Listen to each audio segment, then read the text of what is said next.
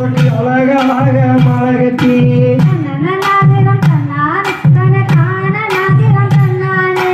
மழகத்தி கையை எடுத்து வந்தேன் மகாசக்தி மாரியம்மா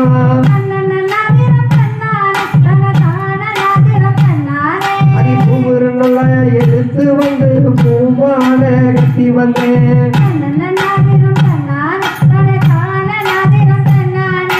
முகமலர பார்த்திருப்பாள் முத்து மாரியம்மா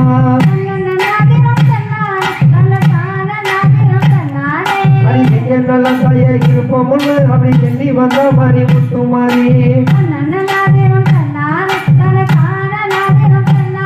ஐயா ராமநாடு சீமையில குடியிருப்போம் என்று சொல்லி